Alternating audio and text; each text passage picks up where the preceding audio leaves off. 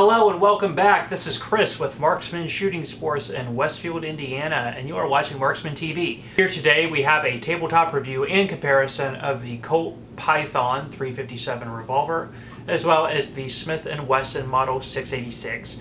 Now, both of these have a pretty different MSRP. Brand new, these 686s, and this is actually the 686 Plus model, which means it holds 7 rounds instead of 6, which we'll get to a little bit later.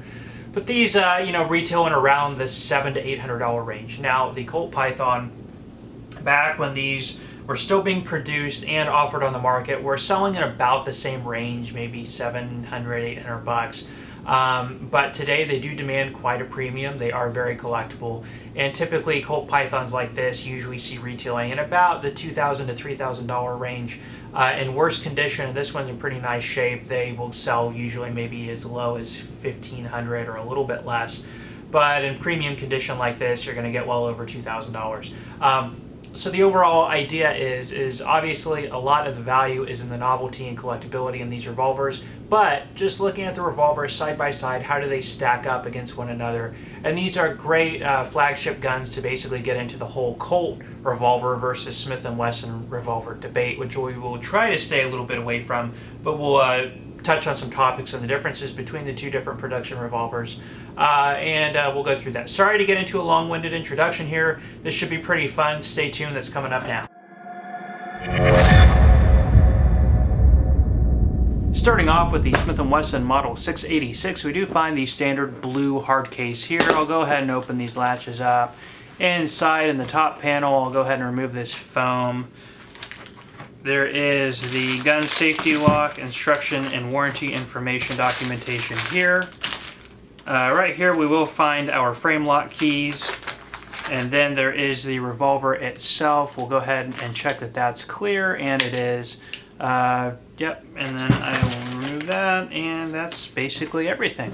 Here is the Colt Python. Like we said, this is a revolver that was made in 1979. Some of the packaging materials did change over the years as this was made, but this is going to be pretty standard of what we're going to find in a Colt Python. We will find a cardboard sleeve box that kind of has this wood grain type look to it, so I will remove that out of the way.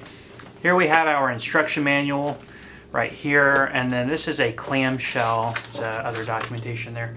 Here is a clamshell styrofoam container, I guess you'd call it, which holds our revolver in here in place. Go ahead and check that we are clear, and we are. Set that aside, and then here we have more documentation, and there's a Colt letter and all that sort of stuff in here as well. So let's go ahead and jump into the overall specifications of the two. We will go ahead and start with the Python. So it does have an overall length of 9 inches and a height of 6 inches, and it does weigh about 40 ounces.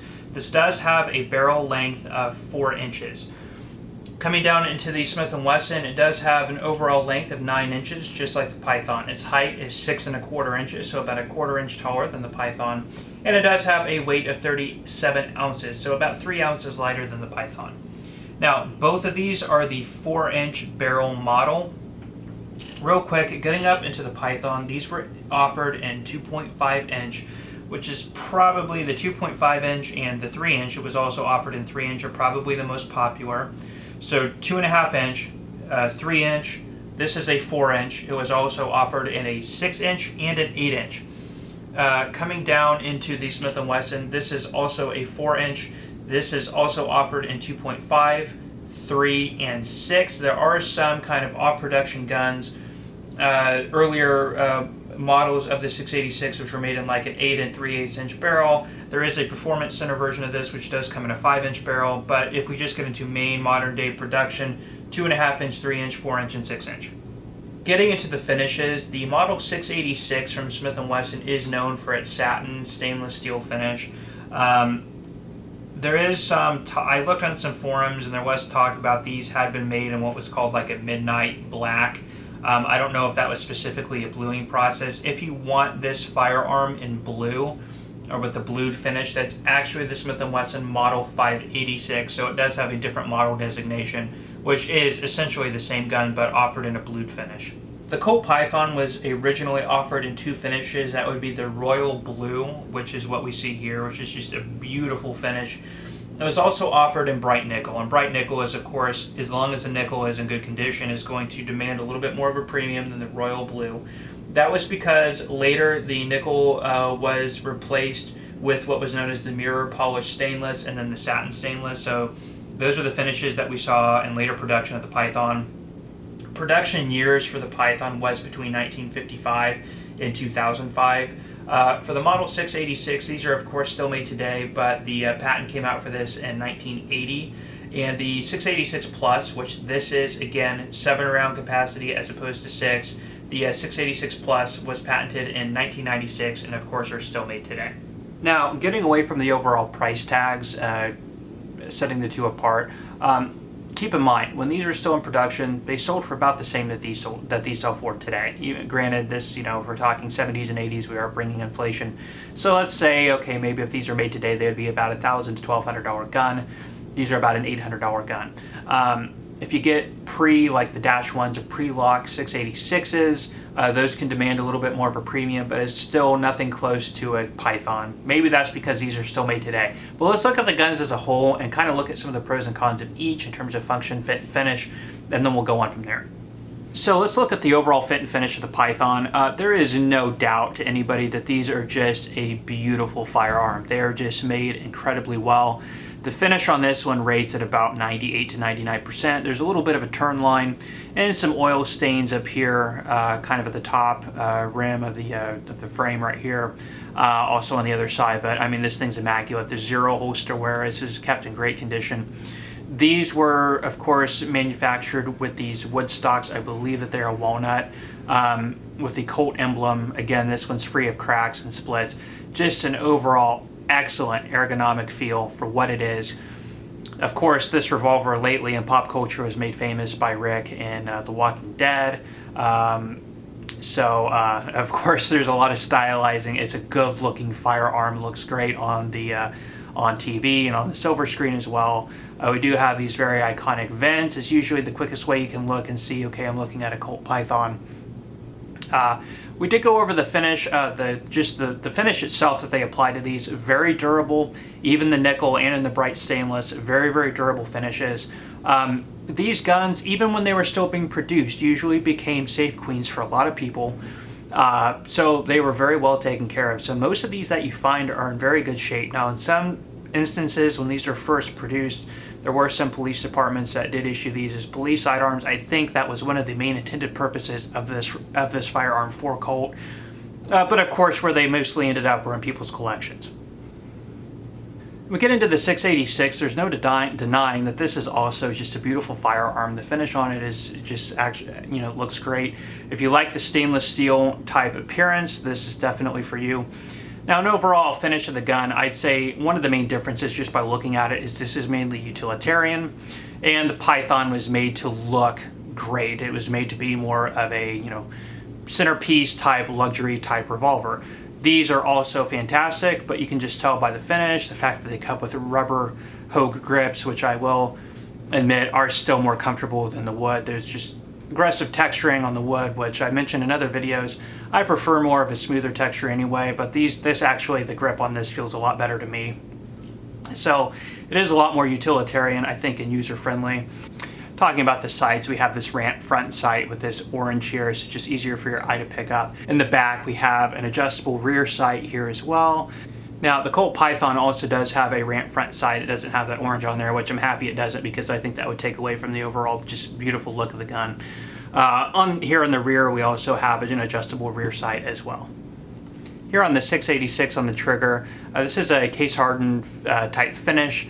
It's very smooth. It doesn't have any serrations or any type of beveling or any type of texturing in there for gripping onto your finger, but still a very nice feel in that trigger. The Python maintains that look of the royal blue trigger all the way through, and it does have little serrations in here for gripping onto your finger, so that is one added benefit here.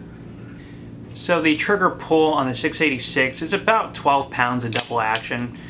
You can, if you're good enough, and I'm trying to do this at a weird angle, but you can stage, of course, that trigger there with a pull through of about 2 pounds remaining from there, kind of like in single action. But of course you can put this into single action as well, and that of course stages your trigger to the rear, giving you that much lighter trigger pull. So that's what we have there. Very smooth and very precise, very nice action overall. Now this is where the Python usually wins a lot of battles in the revolver debate. There is probably very few, if any, production revolvers. We're not talking performance center or custom shotguns, but we're talking just a production revolver that has an action that is just as smooth and precise as this. Just the break is so clean. Again, in double action, we're between about 10 to 12 pounds on this revolver. Of course, you are double single action. Just that, even just staging that trigger in single action is just so smooth. There's just fewer revolvers, and I've handled a lot of revolvers. I mean, this is just an incredibly nice action. Hands down, I mean, the action on this is just way better than the 686. 686 is still great, but again, this is just precise. It just feels like this just working on ball bearings that are like heavily lubricated or something. I don't know. It just feels so good. Now the hammer spur on the Python is a little bit wider than on the 686 and does have very good texturing right here. And here's the hammer spur on the 686, a little bit narrower, but also has very nice texturing, very easy to get a hold of as well. So here's one of the differences between a Smith & Wesson revolver and a Colt. Here's your cylinder release. So I'm facing this in an opposite direction, so I'm trying to do this with my left hand, but you would push the cylinder release lever forward and then you can pop the cylinder out. If we look at a Colt, for example, and this is true of all their corresponding revolvers, the cylinder release is this type of device, lever device here, which actually pulls to the rear, and then you can push the cylinder out. Also, one difference we will find is on a Smith & Wesson, the cylinder rotates and indexes from left to right, whereas on a Colt, it indexes and rotates from right to left. Well, that's all the time I have for you today on these. My main takeaways are, if these were priced at exactly the same price point, I would probably lean a little bit more towards the Colt. Just because of that action. It's just super nice, super refined. The 686, a little bit lighter, has a more comfortable grip in my opinion, built more for utilitarian use, and this is just built more for style. Granted that these are about, like I said, in this condition, $2,000 to $3,000, and these are about $700, just based on the collectability.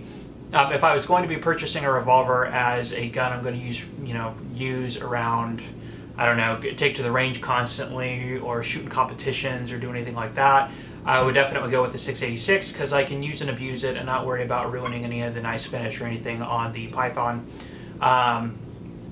But overall, at the end of the day, I own a 686 personally. I'm a huge fan of it. It's a great revolver. You can't go wrong with either. But anyway, those are just some of my takeaways. Sorry if I rambled on about these. These are just awesome revolvers, and there's a lot to talk about and a lot to enjoy about both of them. But anyway, if you enjoyed that video, please let me know by hitting that like button. If you want to see more content like this, please go ahead and subscribe to our channel. If you have any questions, leave those down in the comment section, and I will try to get to as many of those as I can. Again, this is Chris with Marksman Shooting Sports in Westfield, Indiana. You are watching Marksman TV. We will see you next time.